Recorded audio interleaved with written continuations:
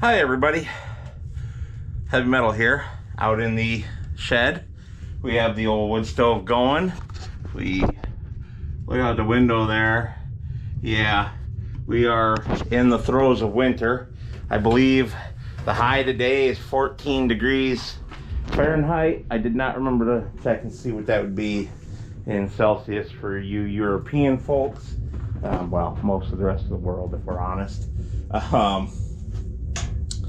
Yeah, the old wood stove's going.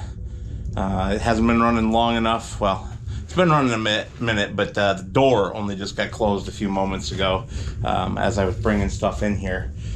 Why are we out here today? Well, I have a nice Husqvarna snowblower, but it's stuck in reverse right now. It was operating fine. I was using it a few days back. Actually, I think it was last weekend. Now it's Saturday today.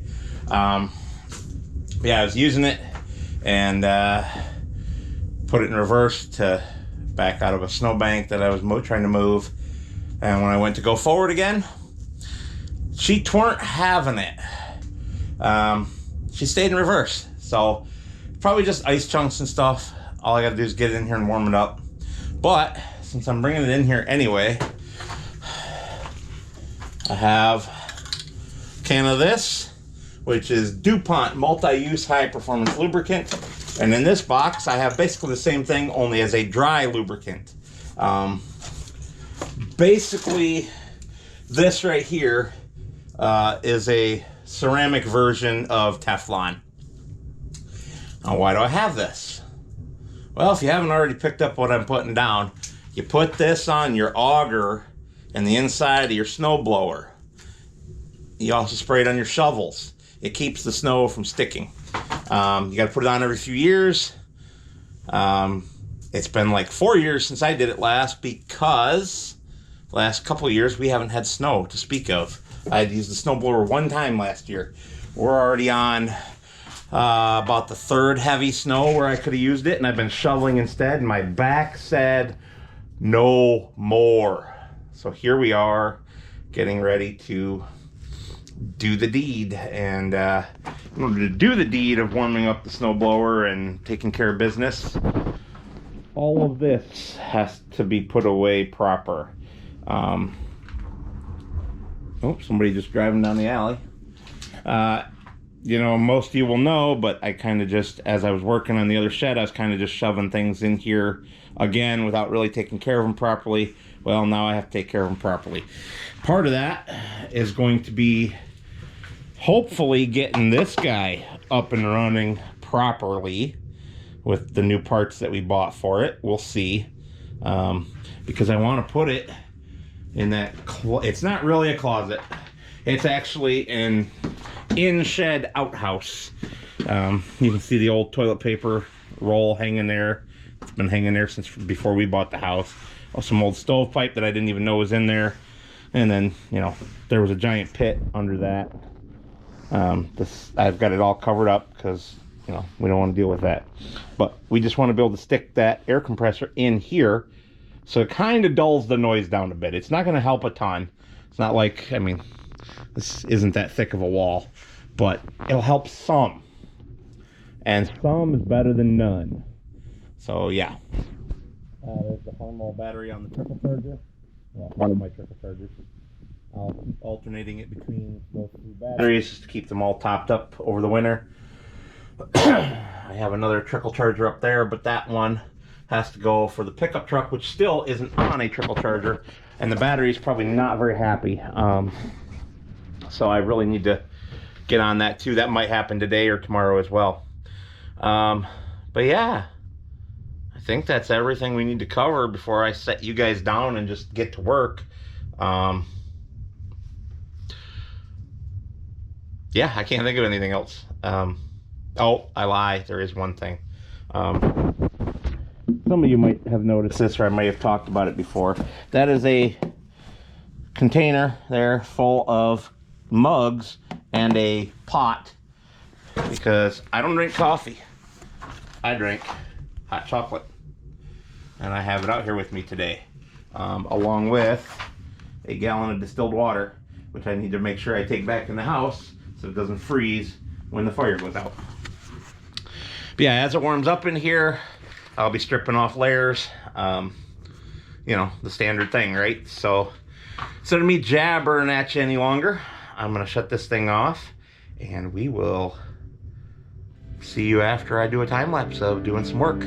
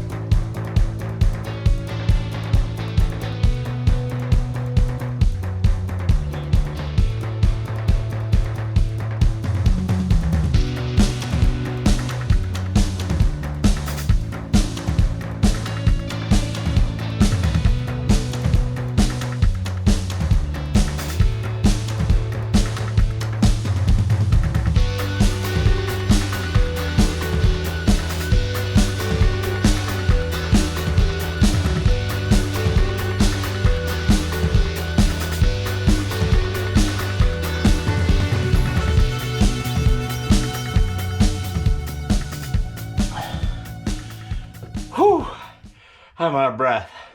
That thing's heavy. Just getting it out because I can't drive it forward right now, as I was explaining earlier. Just getting it out of the tent shed was a nightmare. Whew. Hopefully, I do have it above freezing in here now. So, hopefully, since I'm about to go in and have some dinner, early dinner, because Lady in the Middle has to work, but whatever. I'm gonna leave the wood stove cranking. Hopefully it's warm enough in here that whatever's wrong with it, if it is just frozen, thaws out. If that's not what's wrong with it, I'll be tearing into it, and I'm not looking forward to that. It's really cramped quarters in here right now. I will definitely have to move more stuff around.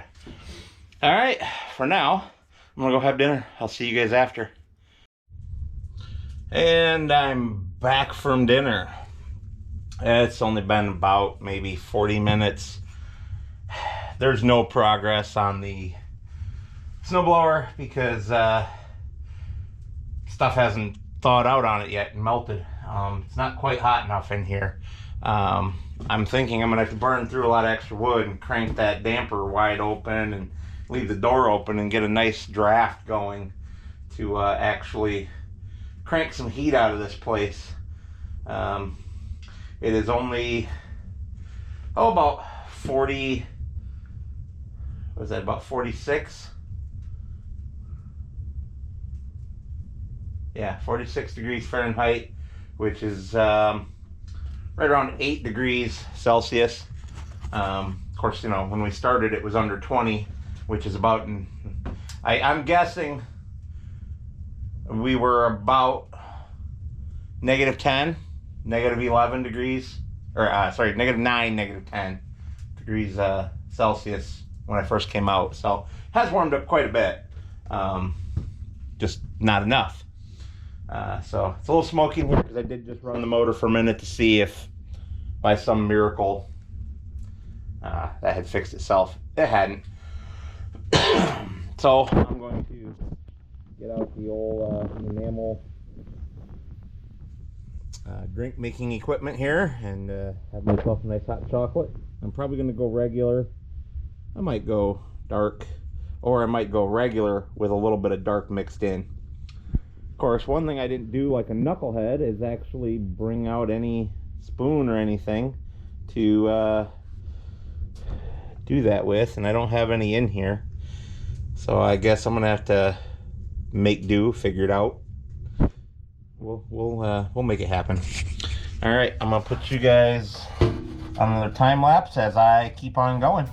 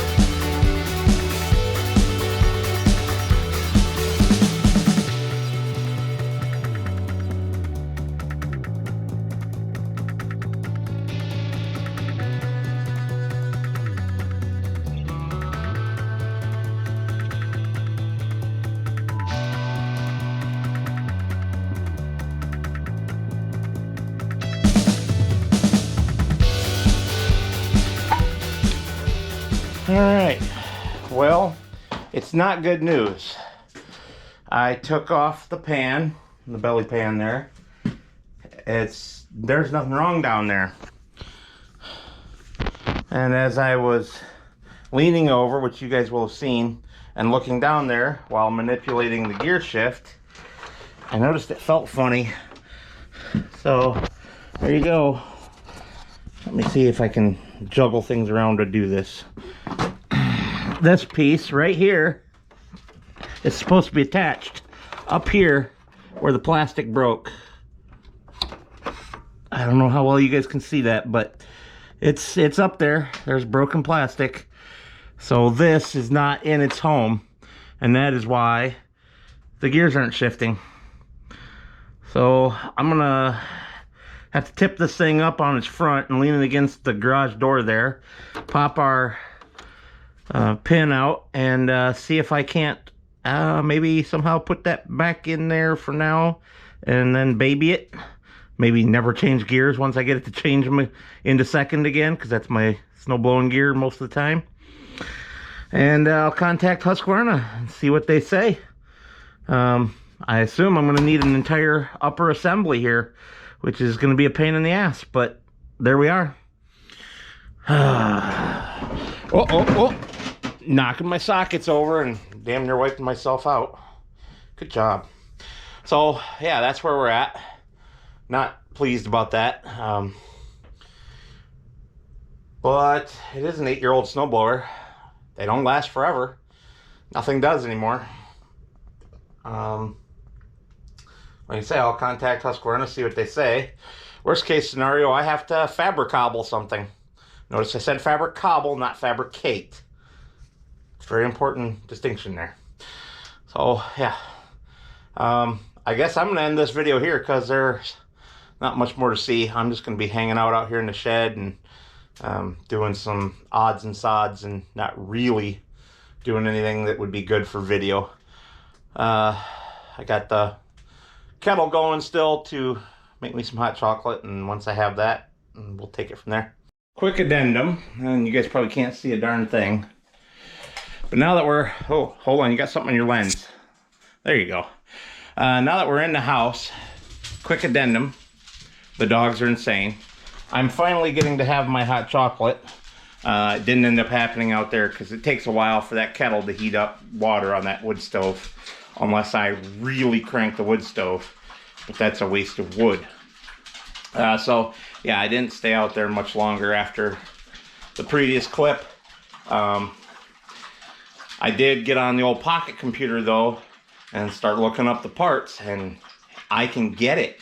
I can get that plastic cover assembly that everything mounts into. Depending on who I order it from, it's anywhere from like $40 to $60. Just due to necessity of speed, I will probably order it on Amazon and pay $53 to get the free quick shipping. Because these other parts places that have it cheaper, who the hell knows where they're at and how long they'll take to ship it. So sometimes you got to pay a little more in certain circumstances. This is one of those circumstances because I'm not killing my back anymore shoveling. There's too damn much snow, and when the snow plow comes through and plows our driveway shut, that's way too packed in, heavy, half ice. It's just not happening. I can't do it. I'm not 20 years old anymore, and I've beat my body up. So yeah, that's it. I just wanted to give you guys a little addendum there to let you know that I will be able to fix it. I doubt I will do it on camera. It's a lot of tedious little things that have to be manipulated in and out of that to make it all happen. But for now, I'd like to thank you all for watching. Say hi to the pooches. And we would like to thank you. And we will see you on the next one.